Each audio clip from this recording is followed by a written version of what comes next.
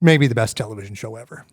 It is my favorite of all time, honestly. It's one of those ones where I forget about, and anytime I go to watch it, then I'm just stuck watching it forever. Mm-hmm. Yeah. To the viewers, absolutely must watch. Go watch it.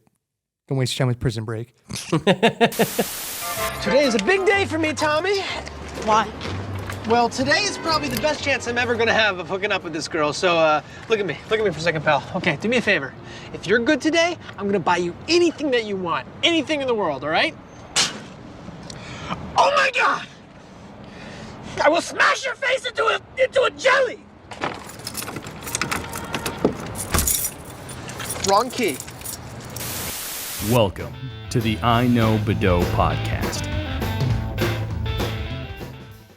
Hey, everybody, and welcome to the iKnowBadeaux podcast, coming at you from the Slice on Oak Studios. I am Mayor Dave Badeaux of the city of Brainerd, and with me, as always, is my brother. Well, you do that, but at the same time, like, dude, I'm getting tired of you clearing your throat into that fucking microphone. I'll start punching your face. Gabriel Johnson, save me. It's the cigarettes. I had kind of pinpointed it, personally. Should we do this? Let's just get started. 2005. Let's talk about it. Ladies and gentlemen, this is the Be Kind Rewind. 2005. So if you've been with us on this long, long journey, we started 1988. We have gone all the way through every single year, all the way to the year 2005. We're almost at the end because we're going to 2008. Okay. Couple more years left of this, but we are right in prime middle of the 2000s. And what we've been doing is we've been going through year by year and talking about the events, news, music, television of the year that is 2005. Next episode, we'll come back and we'll talk about the movies of 2005. But to get started, let's talk about the music. So the number one downloaded song was Holla Back Girl. Ain't no holla back girl, ain't no holla back girl. Oh, good. And moving on from music, I think that says everything we need to know. That sets the tone for that. About all the music. There's a couple of songs and artists that I like from them, but I don't have the strength. I don't. No. Not into it. We'll talk about it later. 2006, I think, is the last year I bought a CD, so we'll talk about some music next time around. But I think if you're enjoying the music of 2005, go ahead and enjoy that music. For me, I think we're going to move on. Should we do it? Gabe, take us to the news. George Bush doesn't care about black people. God. I forgot about that clip. I forgot. So that was Speaking of music. I'm pretty sure. So it was Kanye and Mike Myers. Yeah. Yes. So they had Hurricane Katrina hit New Orleans. Yes. Devastating. Terribly huge hurricane. Yeah, it was a big deal. They held a concert for hurricane relief. Yes. On TV. And all the celebrities showed up. I mean, you had Matt Lauer, you had Leonardo DiCaprio, Lindsay Lohan, all the rapists, the rapies, they were all there. All of Hollywood? Yeah. Oh. And they had it scripted. And everybody went on and read the teleprompter and said their bit to Their raise bit. money for hurricane relief. Kanye West was there with Mike Myers. It's 2005. And he said he's going to ad-lib a bit. So Mike Myers reads his script. Yes. Then it goes to Kanye West, and then Kanye goes on a rant on how unfair the media treats black people compared to white people. Sure. Like black people are looting, white people are providing for their families after a hurricane, and it's totally unfair. Mike Myers goes back, reads his teleprompter script, and then Kanye just says, George Bush doesn't care about black people. George Bush doesn't care about black people. The look of fear on Mike Myers' face is incredible. Yeah. Absolutely incredible. And then they cut to Chris Tucker to save it, and he was also just flabbergasted. You got knocked the fuck out, man! In the past few days, America and people have been stepping up to donate money, to do all they can to help people in New Orleans and all over. Completely forgot about that video. Oh man, you said that and just immediately straight to the front of my dome. Wow. Yeah. George Bush doesn't care about black people. That's 2005 in a nutshell. Well, I mean, it pretty much, yeah. Yeah, the 2005 Katrina, huge deal. Oh, yeah. Yeah. Mm-hmm. But also... But the response was terrible. Yeah. And since then, the federal government still sucks. We had a couple hurricanes this year, and FEMA wasn't all that good. No. But the states themselves have developed some pretty good rapid response teams. Like Florida can build a highway, can build a bridge in like 3 days now. Yep. So because of the devastation of Katrina, some things have gotten better in some places. Yeah, what I do, because I'm a big believer in smaller federal government, better state government, because the states, those are the people there, right? That's a pretty good conglomerate smattering of people that should be able to make some pretty good decisions for themselves. I support that. Don't wait. Nobody's coming to save you, right? And in this case, nobody was coming to save you. Nobody was coming. Nobody's coming. So it's smart that this stuff progresses to get to that level. But yeah, Katrina was messed up because of the length of time it took for the water to be removed, essentially, because it didn't subside. You know, it broke over the levees and was just in that low-lying area that there was nowhere for it to go. Right, and then they shipped everybody over to Houston, and then a month later, Hurricane Rita devastated Houston. Is Houston the one that's just all concrete? So yeah, Houston is the same thing. It's super flat. It's actually where I'm going in a week because that's where Callie's dad is from. So we'll be flying down to Houston. Houston is just completely flat. Okay. And so, yeah, it's mega churches and concrete. And that's it. Because there's nowhere for anything to go. So a similar situation, right? At least it's not below sea level, which is a problem with New Orleans. It's not a swamp. It's flat land, but New Orleans is a floodplain. Yeah, but if you get a storm surge on to Houston, it's the same thing. There's nowhere for the water to go. Yeah.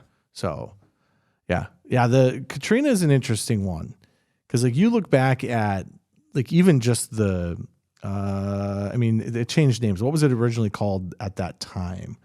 It was the Dome. Oh, the Astrodome. No. Superdome? The Superdome, yeah. Yeah, there you go. Yeah, because then it turned in. It didn't end up being like Mercedes-Benz sponsor. Then it became the Mercedes-Benz Superdome. Yeah, crazy, really unfortunate and absolute tragedy. However, thank you for bringing that moment to us. Yeah, but that moment. Oh my God. I mean, yeah, just isolate Mike Myers and just watch him. Oh man, his soul leave his body. It's just like, get me the fuck out of here. So Mike Myers walked off of stage and just said, "Well, that went well." He turned. I mean, he is pure white to begin with, right? He's Canadian. You can just watch his face, like all the blood leaves from his face, and he doesn't even know how to like. Do I turn? What do I do? Nothing. You do nothing. You just freeze. Like it's like the definition of fight or flight, just overcoming him. The nice thing though is that Kanye never did anything like that ever again. No. Upstanding guy. I rewatched the video this morning, and Kanye's one of his eyes was like twitching the whole time. Ooh. Like he was in the zone. He was in the Kanye zone. Right. All right. Anything else for news? Not that I can think of. I mean, there were some bombings, but that was the Muzzies hit London. I didn't really look into it. Yeah, I will say I think 3 bombs went off at the exact same time in the subway. That's terrifying. Like, I'll say that. And if you've never watched an iKnowBadeaux podcast episode, it's a little weird. Welcome. I'm glad to have you. We got in a weird kick where Gabe just talked about bombings every single year. In the 90s, bombings were fun. They were light. So I'm not trying to be excited about bombings. I'm genuinely surprised that we're not talking about bombings. The 90s were fun. Like I said in 2001. Bombings got kind of serious and sad after that. Yeah, true story. All right, let's move on from the news, sort of. Last year, 2004, we talked about the internet. And kind of this is when the internet kind of really started to become internet 2.0 or whatever, but it really started to become the internet you think of today. But this year really kicked it into high gear. In 2005, we have the introduction of YouTube. Some of you are probably consuming this on YouTube Change the world. currently.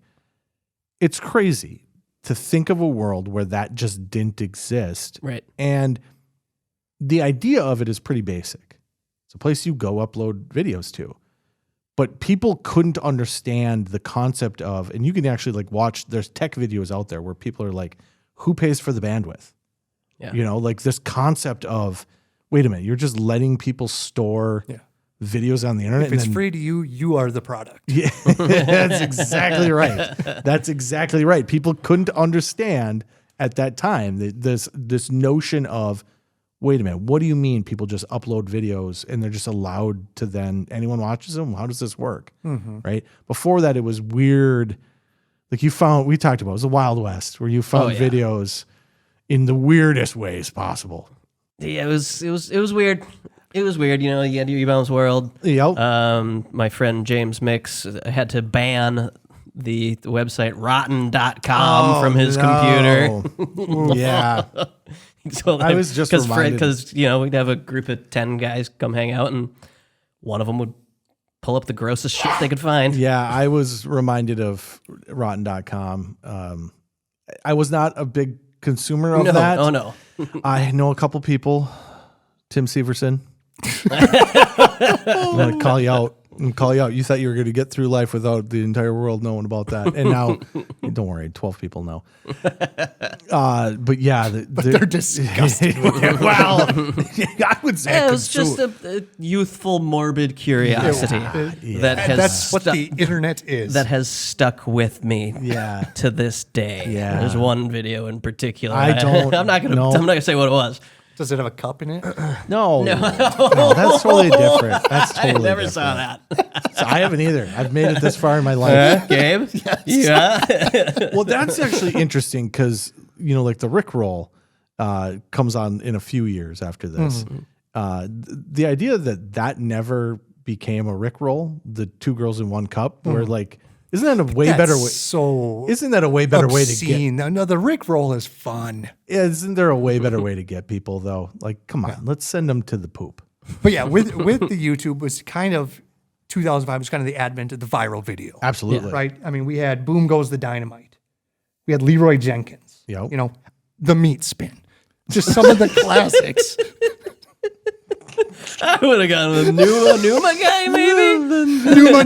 Yeah. It was there. It's 2005. I take it back. I just got done saying that there never was like a Rickroll for eating. No, the meat spin was the Rickroll of the obscene. Let's talk about the meat spin. I'm trying to move on. Let's talk about the other two first, though. So let's go Boom Goes the Dynamite. And Boom Goes the Dynamite. 1, hilarious, right? 2, that poor guy. Right. That poor guy. Because we've had quite a few Lakeland Public News guys on here. You know, so both Sammy and Hanky are very similar situation. Yeah, small right? local station. Yeah. And they're just dudes, right? They're trying to make a career. They're kind of lower on the totem pole because they're just getting started and they're trying to make their way. And here you are, you get into a situation and but I mean, if you're going to use Boom Goes the Dynamite as your catchphrase, put some passion into it. A little bit. Put a little bit of passion He's into just it. in over his head. Where did it come from? Was that in the moment? Did he just... Because, I mean, I don't know. I don't know that he's... No. Is he reading a script? I guess he has to be, right? Yeah, it sounds like he's got to be But he just reading can't keep up with it? It's scrolling too fast, maybe? Yeah, he's reading a teleprompter, clearly. But the Boom But Goes... he wrote it, too. Yeah, the Boom Goes the he did. Dynamite is definitely him. That's not someone wrote that for you. And if it is someone writing it for you, man, they gave you a career. You owe them some pats on the back. Give it a Boom Goes the Dynamite. Boom Goes the Dynamite. He's just trying to catch up the whole way. It's just like at one point he doesn't he turn and just go like, I'm so sorry. There's that one, and then there was another one that I cannot find, and I have searched for this thing on the internet multiple times. It's almost the exact same scenario where there's a guy that gets put in, and I think it's a college station. Right. But he gets put in charge of doing the sports. And he starts to talk, and he immediately goes, "Oh, I'm sorry, we don't have that footage." Oh, yeah. And they moved, and so they kind of push him along to the next story. And they're like, "Oh, we're going back now to the other story." And he starts talking about it. He's like, "We don't have that footage either."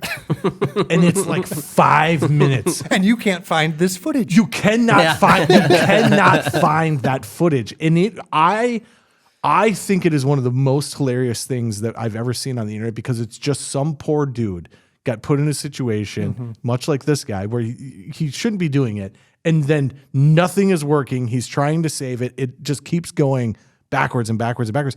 But boom, goes the dynamite. You can find that everywhere. Everywhere. So it's crazy how a viral video works like that. Okay, great. Thanks a lot for that look into sports, Brian. Yeah. Better, Boom Goes the Dynamite or Leroy Jenkins? I don't remember if Leroy Jenkins was World of Warcraft or EverQuest. I played World of both. Warcraft. It's World of Warcraft. Yes. I played it. Absolutely loved it. So Leroy Jenkins takes the cake in my book. Like the coolest early viral video. Like this is a bunch of high level players. Yes. Ready to go on a raid. They spend a lot of time and Lot they're of time. organizing, getting 50 people together to do something. Yes. And then Leroy Jenkins. So if you haven't seen Leroy Jenkins, stop your entire life right now. Just be done. Just be done. Give up. Give up and retire. But the idea of playing World of Warcraft, you're in a room, you've gotten to the end of this quest, essentially. There's a room you're about to go into, and you're formulating a plan. A battle plan for everybody to work together on this. Everybody has their job, and you're all talking about it, getting the game plan ready. You're doing this, I'm doing this. When this happens, you such and such. Yeah, we know what this final boss is going to do. Here's how we... Leroy Jenkins!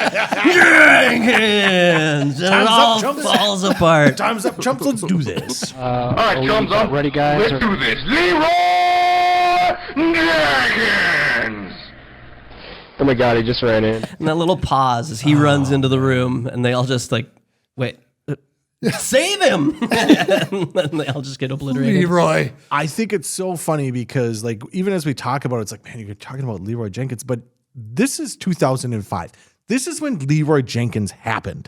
This is a moment in time that must be encapsulated.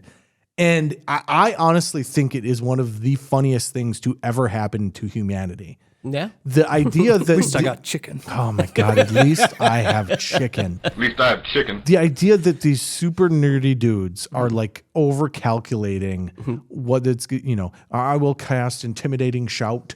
The detail in the setup, you could not write a better joke. Yeah. In that the details are so important at the beginning.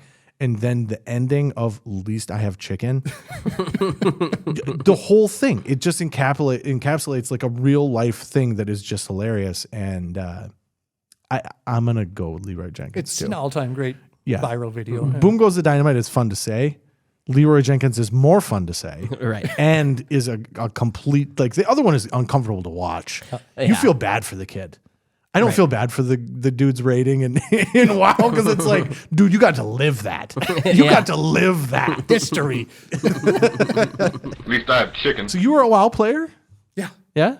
My brother is big into video games. He's the guy who would stand in line to get Xboxes and whatever. Yeah. So he got into EverQuest first and then later WoW, and I would play with him. He would be like level 800. I'd be level 12, but I played. Yeah, I did the same thing where my older brother tried to tag me along, and my experience with trying to play WoW was like, I got there and I was like, oh, I'm a wizard. I was like, I can't do anything. I'm so weak by myself. So it was like me standing, going like, hey, you want to? Hey, do you guys want to? Hey, just run around. And just a bunch of people going. That was about the extent. I probably got to level 5. Yeah, my second character was a druid, so I could just do everything myself. Yeah. I I'd be definitely the tank and the healer and everything. Yeah. I a couple times had the experience of going with my older brother while he just blazed through shit, and like I just chased trying to follow him, and I was like, that's also not a fun way to play this game. So yeah, we're gonna level you up, and he just ran and killed everything, and I just chased after him. But you get the The group experience. Yeah, every once in a while I'd stop and like look around and be like, this is kind of a cool cave they built here. Anyways, I gotta catch up. Intimidating shout. Any other viral videos you want to talk about? Let's go real quick with just YouTube in general. The very first video that was ever uploaded on YouTube was just called Me at the Zoo. Me at the Zoo. Right. Yep. And it is boring. Yep, I've seen it. But it's crazy that you want to explain what your product is. I know at the time you couldn't understand, right? That nails it. It still nails it. Yeah. Mm-hmm. Me at the Zoo still nails what YouTube is. Mm-hmm. Here we are, almost 20 years later, Yeah, and now it it's completely nails what it is. Me digging 1 million wells in Africa, but it's still just me at the zoo. Yeah. All right, so here we are, one of the elephants. Cool thing about these guys is that they have really, really, really long fronts, and that's cool. And that's pretty much all there is to say. So let's go quickly with one more group of websites here. And we're going to say this because, Scott, you said I refuse to talk about Reddit without also talking about Digg. Yeah. So let's go. Well, so Reddit was founded in 2005. Mm-hmm. And I think Digg was 2004, maybe. Okay. Let's see. I have a very specific take on Reddit. Yeah, it was 2004. Okay. So Digg came out first, and then Reddit was there. And Digg was huge. Mm-hmm. Digg was where we got all of our you could dig internet things. information. Right, and Digg had like they were down in the social media icons in the bottom of every news article. Yep. Yeah. And you could dig it. Yep. Mm-hmm. It wasn't until about 2010, I think, is when it's got its own name, like the Great Digg. Sure. Digpocalypse. Like the transfer, like the Jewish people through the desert to the. Okay, I'm glad that sentence continued. Yeah, a mass exodus. There you go, Exodus. It is. Thanks. There you go. So yeah, in 2010, I don't even really remember why, but all of a sudden they were like at war. Okay. For a good couple of years. And Yeah. You'd be on Digg, and in the comments section, everybody would be talking shit about Reddit. Yep. You'd go to Reddit, and everybody in the comments section would be talking shit about Digg. Yep. I'm going to leave it because I don't know how we don't leave that. Everyone, you are currently listening to... A toilet flush. That's what it sounds like. But there is no toilet to be flushed. It's like they're flushing pipes, which I guess is what flushing a toilet is. Okay, and it's done. Okay. Can you dig it? Interesting. Hell yeah. No, I don't. I refuse. So anyways, they're at war. But yeah, so Digg is where I found like all the websites that I would go to, which I can remember precisely one. Yeah. It's Cracked. Yeah. Cracked, 2005. Perfect. Yep. Cracked was awesome back in the day. Yeah. Cracked was huge. I would actually argue that about Reddit as well. I thought Reddit used to be really, really fun and cool. I hate Reddit now. I think that Reddit is a miserable fucking place now. I don't like that you can't leave Reddit. Like if you Google something and you get a Reddit result, you click on it. Every time you click back like 6 fucking times to get out of Reddit. Well, do you have the app on your phone? Well, and it tells you, hey, use the app. So, no, I'll use the browser. Thank you. Yeah. It's the internet. I want to use the internet. I just find it miserable. It used to be really convenient to like find people discussing things. So I'm into weird stuff like old video game consoles and stuff, right? So I just recently got a Saturn, and I was like, I want to look up what the best way to do what I want to do for consuming as much Saturn content on an actual Saturn as possible. Sure. That's a great place to look it up because people are conversing about it and you can upvote, and it used to be really convenient. And now it's just a bunch of miserable fucking people just being miserable. And welcome to the world. Well, the rest of the world is that way. The rest of the world is that way. I don't need it. And when I go online, I don't need every single person to be fucking pissy and just waiting for you to do something that they can fucking bitch about. It's so miserable. Well, you interact with people too much on the internet. That's because I like it. I like fucking diving into that fucking cesspool. And it's a masochistic trait that I have. Yeah. It's like I like because you think you're so smart, huh? Well, how about this? In the end of the day, they're always like, you just shut the fuck up. It's like, but you think that like I get done with this, and then for the rest of my day, you're like, oh, that guy. But it's more so like, God, I can't get the stench of this guy off me. Yeah, and you like Facebook and Instagram and stuff. It's like I definitely prefer X, formerly known as Twitter, because it's just yelling into the void. You can say whatever you want, and there's never any engagement. It most certainly is. It most certainly is, as our X account will tell you. I mean, have you been on reddit.com/r/Sega Saturn? Yeah, I have. That's where I literally just was. Those people were pretty pleasant. They're pretty pleasant. But most of the time, you just have to find the right communities. If you just go onto Reddit, wide Reddit, no, Reddit get out. It's r/autism memes. That's the only one you need. It's mostly just people telling you you're stupid, which, they're not wrong. So, all right. Anything else with with the internet or anything before we move on? I think honestly, 2005, we are really ramping into where the internet still is. And I would actually argue that, I mean, it's been 20 years and Reddit is still one of the biggest sites. And I will actually say that the internet has not changed much, so that the world has moved past it, where you don't do a lot on websites anymore specifically. No, I would say it was probably about 2005. I'm a member of a message board, sportsreptile.com. What? Sports reptile. Okay, go on. Go on. Continue. But we were probably founded in about 2005. And you collectively? Okay. And we had like 200 members in like 2010. We have like 4 now. Nobody uses websites. Yeah. It's interesting, but most of them are still the same. A lot hasn't changed. There was the Flash for a while. Flash was so huge, and then it turned out you can't mine it is one of the main reasons why it changed. You can't mine it for data. So like a lot of people would say like, oh, there's better ways of doing things. It's like, yeah, there are better ways of doing things. But if you don't think that what it really was about was them being able to mine the data, it's mainly what it was. But that's the internet. That's what the internet is now. Yeah. So, all right, let's get out of that. We're going to go television. The final category for today. And it's a doozy. I mean, it's a doozy.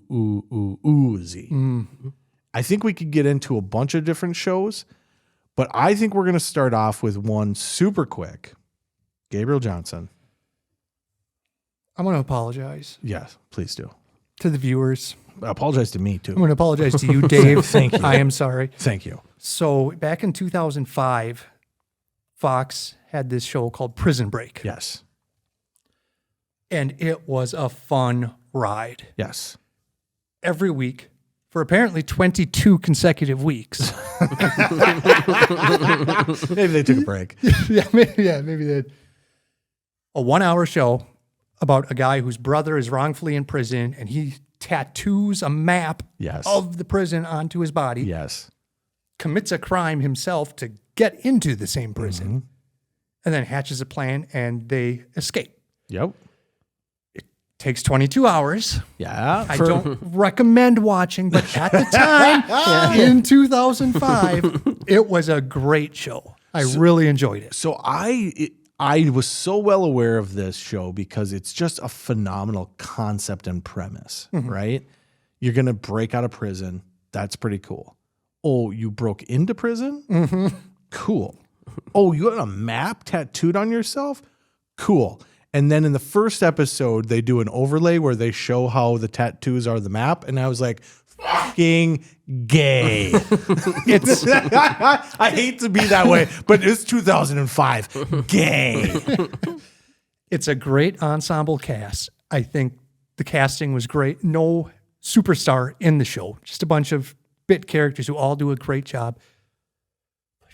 22 hours. It was nice back in the day when we had proper television. Yeah. We talked about this earlier today already. Hey, you take a week off. Yeah, once a week, you spend an hour. Oh, I but gotta like come trying to back. watch 22 hours of television in a couple of weeks, no, that's not Something gonna that should take 3 episodes. Look, the part where I finally bogged down, because it's kind of interesting. You're like, oh, how's he going to do this? And he'll kind of break out of this little spot, and you're like, oh, he's out. And you're like, nope. I'm close. That's like step 1A. Right. Yeah, he gets into the tunnel, but then he's got to go break this. He's got to go on the roof and like investigate, right? And you're like, oh, okay. All right, what are we investigating? The way out? Nope. Somewhere along finally around probably episode 12, they start digging a hole. It takes 3 fucking episodes that are 45 minutes long. I was like, they are digging this hole in real time. They're digging a hole in the middle of the floor of the prison guard's break room. Yes. Okay. Yeah. There's high drama. I will say, so I got almost to the end of episode 15. You said you tried. I ended at like 17 or something. Yeah. And you said it took you 3 times to get through the last one. That's where I was. It was the second trip trying to get through episode 15 where I was like, I can't. It's a great premise. There's, like he killed the vice president's brother, which is so 2005. Like, okay, he could have killed any number of people, but it's the vice president's brother. Okay, calm the fuck down a little bit, but kind of cool. That's how he got into prison? That's how the first brother. His older brother was framed for killing the vice president's brother. Yes. Okay. Yes. All right. Yeah, that's exactly right. So there's a whole hold on. This is 2005. This is before binge watching was a thing. Yeah, it was a weekly thing. We're coming off 20. We're coming off 24. This is the kidnapping of the president, the vice president, whomever. You never just have a guy working with like, oh man, there's a terrorist cell. You got to infiltrate. It's like, fuck no, straight to the top, president.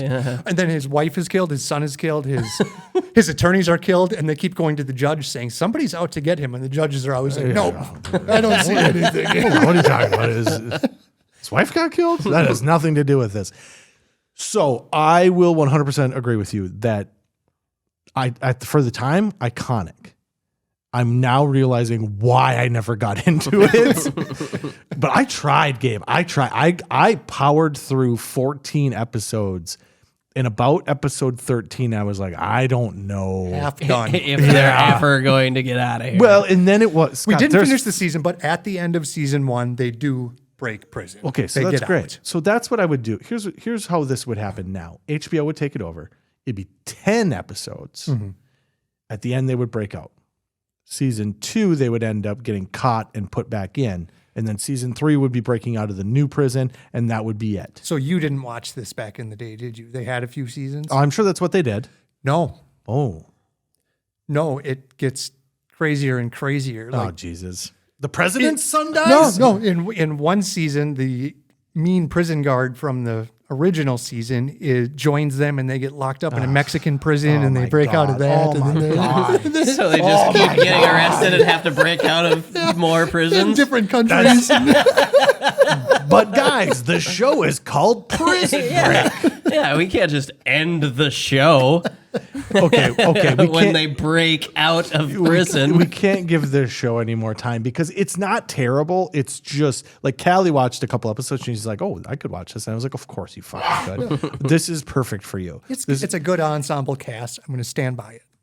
I can't stand the lead actor. He's what they try to do is like, he's so smart. He's so like smart. an engineer. Yes, but he's very autistic and he just stares off into space most of the time. But then he also is too cool. You can't be super smart, autistic, and cool. Elon Musk has taught us this. Yep. You can only pick a few. There's one shell that has to be removed. You can't be gorgeous, super smart. Like you got to be kind of doofy. And he's not doofy at all. The number one issue I have with it above everything is like he's got his tattoos. And they tried to do the overlay, which is just right away, and it lost me. But then they're like trying to do like, oh, he hid like little clues. Like, this is a clue. And you get to the point where you're just like, none of that.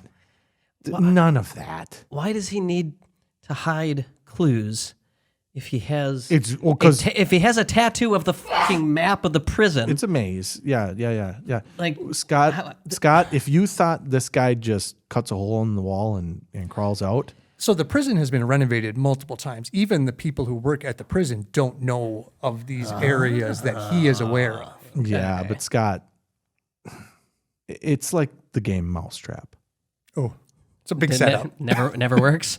It never fucking works. Like somewhere around step 13, the boot fell off and it's done. Get back in your cell. The amount of steps to get out of this prison, they dig a hole. Don't get me wrong. They dig a hole and they burrow out the back of the cell. They do all the things that you would think you would do to escape a prison, but then there are 35 other steps that are so ridiculously complicated that I get the concept of him needing to have it written on himself. But come on, man. Save yourself 20 hours and watch Shawshank. Sold. All right. Well, that's great. We started off TV really on a high note. Apologizing to you. I got 14 hours into this fucking thing. Good and God. then finally just sent a text and it was like, I can't physically do this. You've seen the blueprints. Better than that. I've got them on me. Are you kidding me? Am I supposed to be seeing something here? Look closer.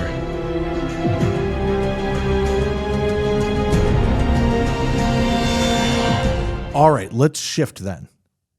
Okay. Scott, this is a show that I know that you love. The Office.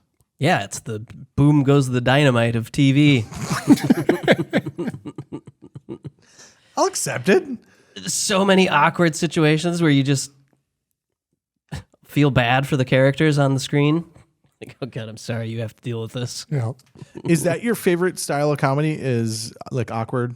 Is that the style you like the most? No, I prefer Oh yeah, no, we know. No, goofy. silly. Silliness. What am I talking about? I know you. I like Mad Libs, Yeah. okay? You would love Prison Break. It's the Mad Libs of breaking out of prison.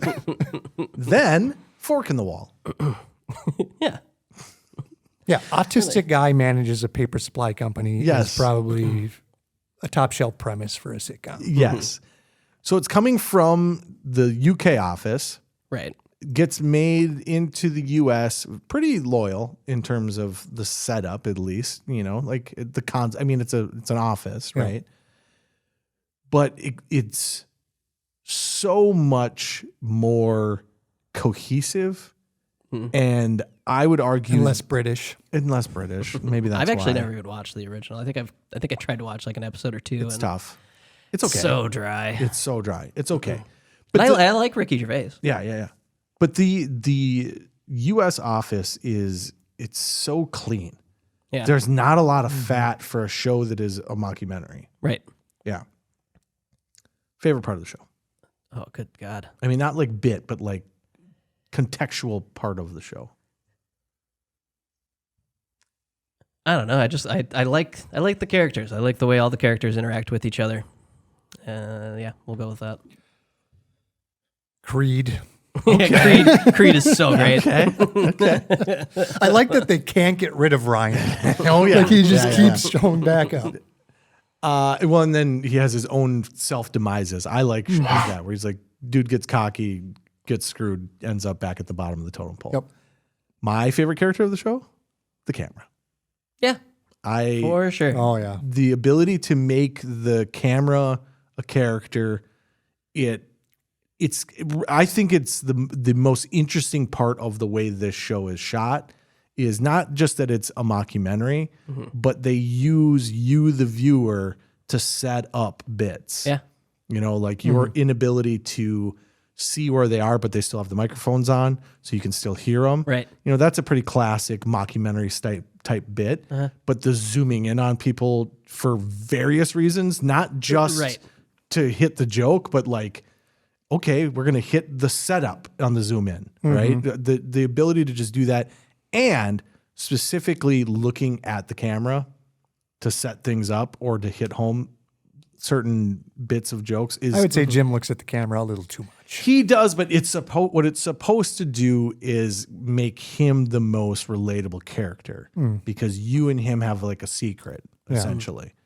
But yeah, I love the way it's shot.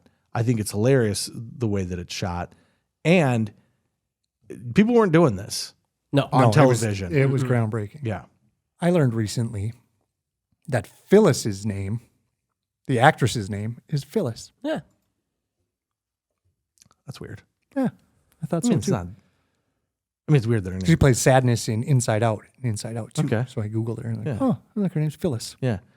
I think for me, one of the most interesting things about the show is that it's an actual office. It's pretty cool. Like the phones work. Yep. Yeah, they were hooked up to the internet. Yeah. So like in between takes and stuff, people would just be in there like checking their email. The actors. Yeah. Get on the computer and check. Yeah.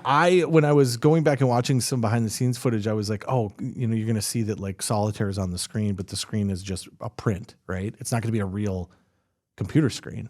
And then all of a sudden the screensaver comes on. I was like, whoa. It's like, that's actually like the idea that all this stuff works, that you're in an actual office with like, there's a dustbuster on the flipping wall. Yeah. And it works. Like just for no reason. There's no reason for that. But I guess if you're going to shoot something that way, having things that have like an actual tactiveness to them. Yeah. I would say the lasting cultural impact of The Office is that J.D. Vance from Vance Refrigeration became the vice president of the United States. It's Bob. Yeah, I think it's a great show. I think Michael is a great character. I love uncomfortable comedy. Yeah. I also don't think it's my favorite, but I love it. I think uncomfortable, that type of humor, it just bites. It bites so hard when a joke works that's uncomfortable as well. Yeah. That type of laughter is it's very satisfying, and yet at the same time, like, oh geez. Yeah. Oh God. Get me out of here. Yeah. I feel like Mike Myers. Yeah. I think one of my favorite jokes, kind of relevant to the time, is they're all sitting in the meeting room. Michael Scott's up there talking to him, and behind him is a TV that's on the DVD screensaver. Okay. Where the DVD logo just Bounces. dances around the thing. And anytime it gets really close to touching the corner, everybody like starts to get really excited, and he's thinking that they're getting excited about what he's saying. So like he amps up on that, and then like it'll miss, and they'll get disappointed, and they'll be like, "Oh, okay, never mind." And refocus. Yeah. And then it finally hits right in the corner, and everybody just cheers, and he's like, "Oh yeah, I got it!" And then everybody just like gets up and leaves the room. They don't even acknowledge him whatsoever. Love that. Yeah, it's absolutely great. I love that it's such a large cast as well. Oh yeah. And they do a great job of it. I do like that they don't lean too much into the mockumentary tropes, right? Like there's a little bit of the microphone in the way. There's a little bit of that stuff, but they do a pretty good job of like staying away from most of that, right? And just let the actual jokes shine through. Yeah, that TV crew is professional as hell. Yeah. My favorite joke is the stapler and the Jell-O. Oh, of course. And it's episode 1, and it is, I believe, in the British Office as well. I think that is a transfer joke, but it's such a good joke. And again, just the way that it's set up, right? It's like he did it again. You're right. He put my stuff in Jell-O again. All right. Any final thoughts on The Office? Maybe the best sitcom. Yeah, it's the one that's been consumed the most in my household. What did I say that guy's name was? One of the writers? What about the writer's strike? That impacted the show. Yeah, it did. 2005? No, it would have been later than that. Yeah, it was a few years into the series that there was a writer's strike. Yep. And Steve Carell is a writer as well as an actor. Mm-hmm. Yeah, there was a moment. What was it? Yeah, so the show had to stop production in November 2007 because of the writer's strike. Okay. Steve Carell supported the writers and refused to cross the picket lines, even for non-writing duties. He went so far as to call in sick to the network on the first day of the strike, setting a case of enlarged balls as the reason he couldn't come into set. That may be the best Office fun fact. But yeah, one of the main writers for the show went on to be the head writer or somewhere in the writer's room for Parks and Rec and Brooklyn Nine-Nine. I know you love Brooklyn Nine-Nine. Love Brooklyn Nine-Nine. And you should too, because it's silly. Well, right. I just haven't. I've silly. watched a decent amount of it, but I just don't watch TV anymore. Yeah, so Brooklyn Nine-Nine, so The Office and Brooklyn Nine-Nine are two shows that my son Maverick has. You want to talk about like a theme song that comes on? Those two are constantly playing in my household. Is he on the Parks and Rec? He didn't do as much Parks and Rec. I love Parks and Rec. I do too. Rob Swanson, big time.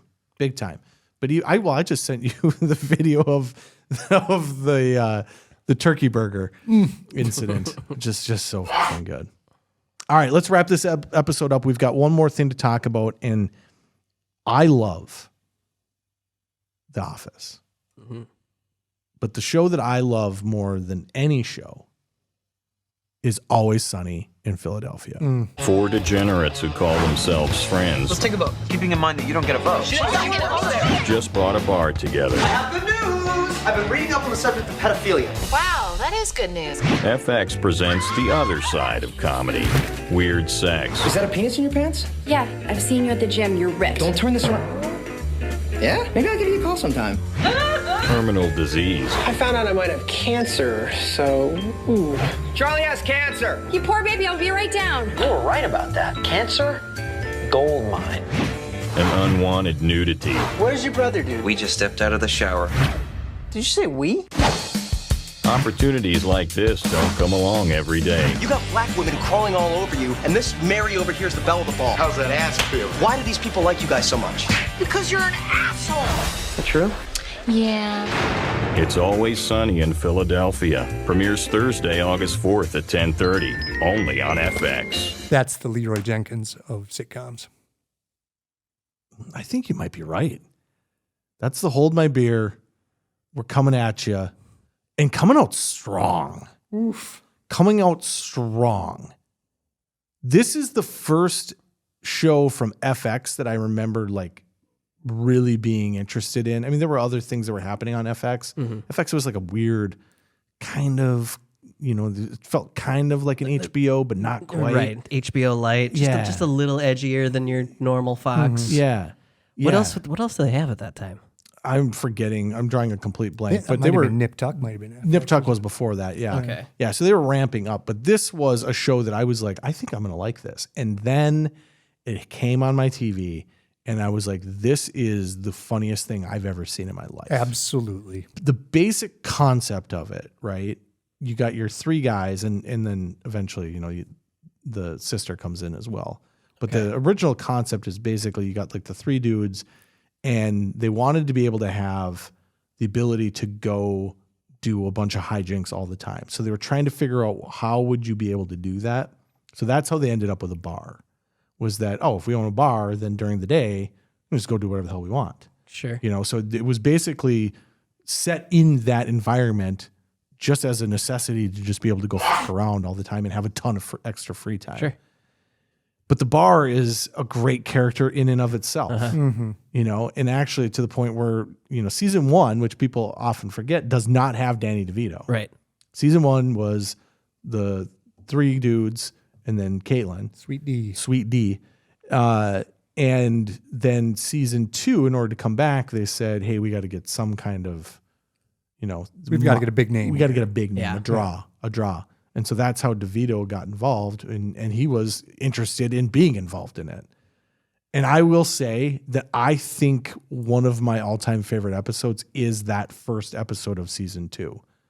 I would argue that that's the arc of the 2005 season, is you've got to watch that first episode.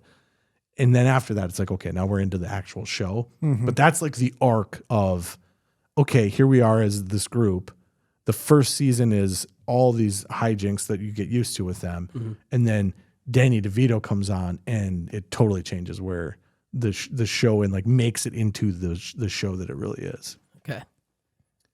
And somehow makes it better because season 1 is only 7 episodes, but fantastic television. It had never been done. Bangers. Yeah. Bangers after bangers. I'm not kidding. I know it sounds like I'm being hyperbolic, but I turned this show on for the first time and I was like immediately like, what have I witnessed?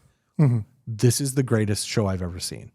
And it is so funny to me in the concept of just characters being complete fucking shitheads by the end, irredeemable assholes. By the end, they're irredeemable. Season 1, they're not though. And I actually will argue that at the beginning, they're all kind of the same character. They start to kind of split out. It isn't until DeVito comes in that Charlie really turns into, depraved, scurvball. He's viewed as having a shittier apartment and, he's a little gross, but he's still, if you watch the first season, Charlie is a pretty upstanding citizen. There's actually a couple points where he's like not a complete degenerate. Yeah. No, he's just a little bit dumber than the rest of them, right? Little bit, like he sold his shares of the bar back. He doesn't actually own it. He's just the janitor. He's just But he's not, it's not an instance where like he can't read and shit, right? Like by the end he's illiterate. He literally can't read. Right. There's an instance where he writes something for them to read, and it is very similar to the episode where which is one of the best bits, where Dennis reads the script that Charlie has written, and it makes no sense at all. And he's like, these aren't even words. But there's an episode early on where the same thing happens, and Dennis just says, it's full of grammar errors. I'm not going to read that. Right? But that's it. Like then it wasn't that, dude, you literally can't read. Yeah. It was just like, oh, Charlie might be slightly dumber than the rest of us. Couple fun facts. The one that I found the most interesting, specifically for our podcast, is not season 1, because I was surprised that one Rickety Cricket is not in season 1. Huh. But David Hornsby, who plays Rickety Cricket, that Scott did. I thought so too. But he actually is a producer and a writer on the show. Okay. And so he created that character and its demise himself. So he wrote himself down into that demise. And I had no idea. I had no idea that he had been writing on the show. Yeah, I thought it was just a character that they really enjoyed and just slowly kept bringing back on, which I think might be the best extra character of a show that has some of the best additional characters. Yeah, it's kind of like Toby on The Office. Kind of, yeah. Toby.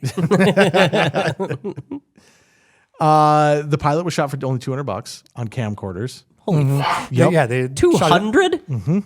They shot it on their own personal camcorders, and it was basically the Charlie Gets Cancer episode. Yeah, they change, like he comes to get a thing of sugar instead of a basketball or something along those lines. Yeah. It's just slightly different. But yeah, it's basically the Charlie Gets Cancer episode. This is a show that you could make with camcorders just out in the wild. Yeah. And then you get picked up. And that's the thing that I think is crazy, because then you're like in these sets, but it feels like you're actually in that bar when they shoot it. And they're not. This is a set. It's crazy. They did a great job with that. A little bit of extra funness. So Sweet D in the pilot was not played by Caitlin Olsen. Oh. Yep. So she came on after. I think that's an interesting little twisted tidbit. Everybody knows that Mac ends up marrying Caitlin. Right. Okay. However, in real life, not in the show. Yeah, in real Rob. life. In real life. In real life. However, that means that sometimes things in the show blend into reality in real life. And I read somewhere that there was an instance when they were filming the Lethal Weapon episode where Caitlin got hurt and had to go to the ER, and Mac had to go with her. and just happened to still have blackface on. Oh, yes. So the story goes that their injury happens. He goes with, kind of forgets. Yeah, no, I'm serious. Let's get to the hospital. Yeah, we've got to get to the ER. And then, evidently had a interesting interaction with the hospital staff. That's awesome. Yeah, for having been. Because I would argue 2005, even in them doing it, they do it in a way where you're, okay, this is inappropriate, but we're going to do it so that it is inappropriate. Right, but that's about the same era as Tropic Thunder, right? They probably did it about the exact same, yeah. Yeah, I will argue the best thing about this show is that it goes hard into the things that are inappropriate. Right. And it does such a good job of just being relentless in how offensive it is. Right. They address social issues. And these assholes are the worst of the worst. Right. But make it funny, but also shine a light on how ridiculous it is. Yeah. Yeah, it's a very much a South Park type of scenario, Sure. but with characters that are irredeemable instead of 10-year-olds. Right. The whole show is just like, God, these people are fucking assholes. These people suck. I love it. One of the episodes from season 1 that I think is probably my favorite from that season is the one where they all get, or no, it is season 2. I'm sorry. It is the first episode of season 2 when Charlie gets run over by the car, and then they all pretend to be handicapped. It's so goddamn funny. Dee in that back brace. I think one of the best jokes is God, these people are terrible, and she walks away with that back brace on. Oh, it's terrible. What a great show. Final thoughts. I just love Charlie so much. The box of Hornets. He's got to put. I'll just put an H on it for Hornet. Oh, what is this enticing bowl of white? Charlie, that's cottage cheese. Yeah, I don't know. It's so good. I'll say maybe the best television show ever. It is my favorite of all time, honestly. It's one of those ones where I forget about, and anytime I go to watch it, then I'm just stuck watching it forever. Yeah. To the viewers, absolutely must watch. Go watch it. Don't waste your time with Prison Break. To Scott, go fucking watch season 1, man. It's amazing. All right. It's so good. And it is, I expected it to be like the show minus is what I expected. Yeah. I was like, I'm going to go back and it's going to be, I see how the show becomes what it becomes. It's going to be like the pilot season. Yeah. It's really what I thought. And it was right away. Actually, Callie sat down on the couch with me. She was probably like episode 2 or so in. Yeah. And she actually said out loud, why did I think I didn't like this show? She's like, this show is hilarious. It's like, yeah, it is my favorite show of all time. And in hindsight, it's nice that they gave the characters a season to develop themselves. Yeah. Before Danny DeVito comes in and it's basically his show, but these characters have been established. Yeah, it's interesting. They all kind of eventually shift, but you can see the basis of, Mac is gay from the beginning, like A gay or religious nut job. Yeah. You see the little instances from here and there with things. He dates a tranny in season 1. Yeah, season 1. Well, no, he does. He's putting in his time. He's putting in his time.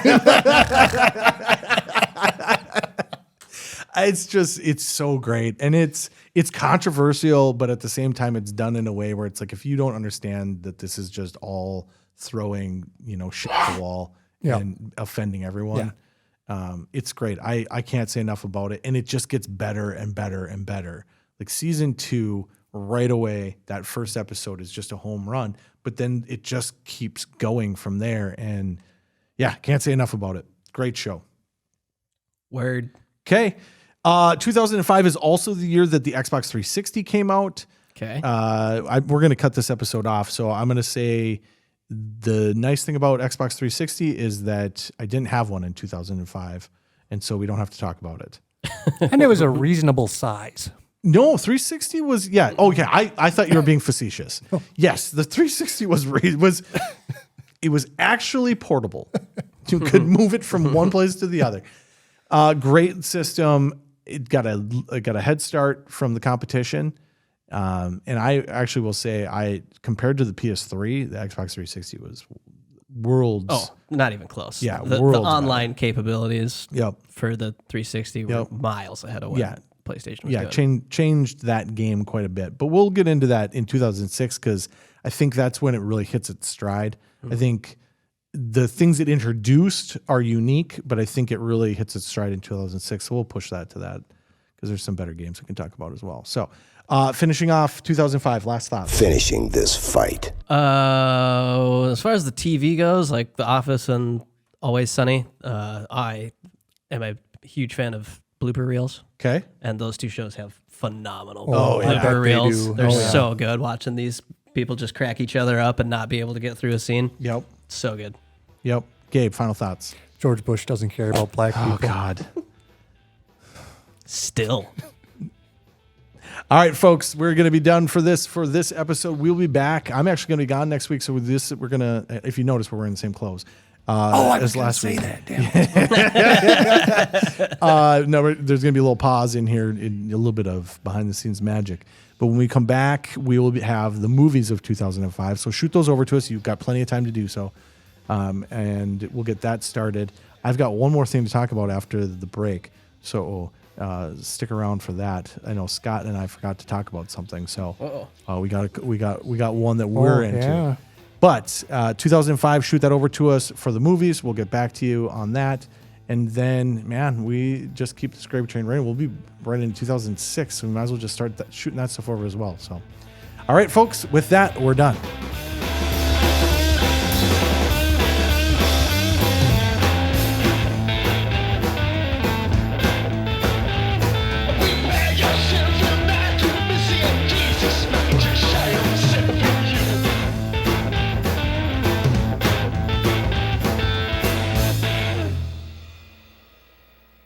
Attack of the show. Oh, jeez. Attack of the show. I was gonna. I was like, oh, do we squeeze it in? But no, let's do after the drop. Go. I love this show. I think it's kind of how you like Conan. Sure. In that this fucking computer, dude. Now that we're after the episode, I can just say how terrible that thing has been the whole time. You love Conan because it's kind of counter culture. Mm-hmm. Just absurd. Yeah, what I love about Attack of the Show is it feels like something you could do with your friends. Right. Yeah. Yeah. 100%. If you had the equipment, because they do some actual studio type stuff, but it feels like a show you could make with your friends. Right. To the point where there's a crowd in the background. Yeah. Acting as a studio audience so that there's not just silence on a lot of the things that you need a laugh on. Mm-hmm. Just a really interesting, low budget. Yeah. And like you feel like you could be in that crowd. Yeah. And just show up on screen at any time. Yeah. And just be a part of it. Yeah. Yeah. Terrible bits. Yeah. Terrible, like kind of like Conan had like the masturbating bear and stuff like that. Think of legendary. Think of that. Only Temu. And you have Attack of the Show. Wow. Yeah. But Kevin Pereira, legend. Oh, yeah. Legend. Yeah. And all those guys are just gone. Yeah. Well, I don't hear anything about him or like Sessler. Yep. Sessler is a piece of shit. Well, Gamergate happened. Yeah. And he was on the other side of that. He was pointing the finger at you, telling you suck. Yeah. How dare you like sexy ladies? Yeah. He sucks. That guy's terrible.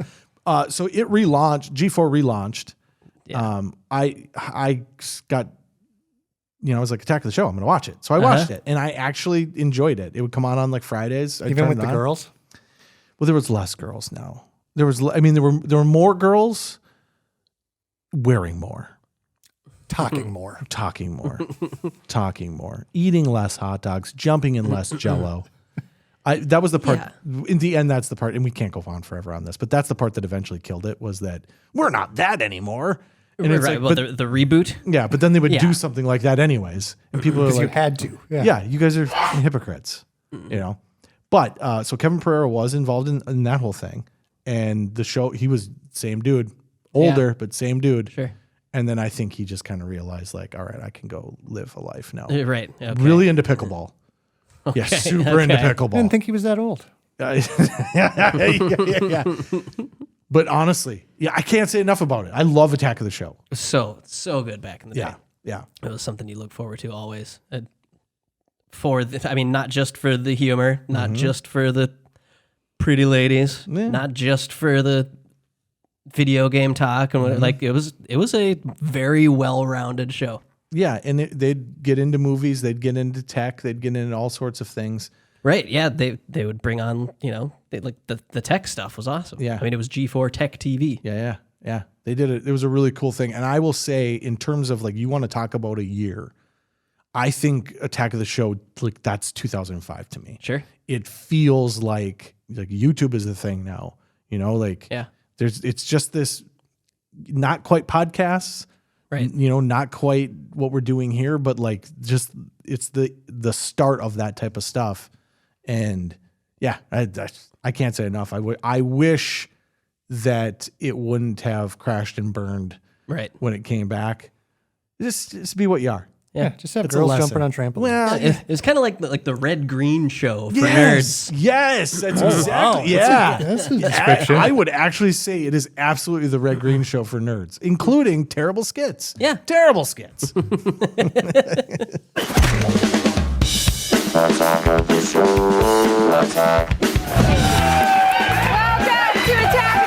We are TV's only source for all the stuff that you guys care about. What's up, everybody? I'm Olivia Munn. You are Kevin Pereira. It's Friday, December 28th, and we're coming to you from the G4 studios here in Los Angeles.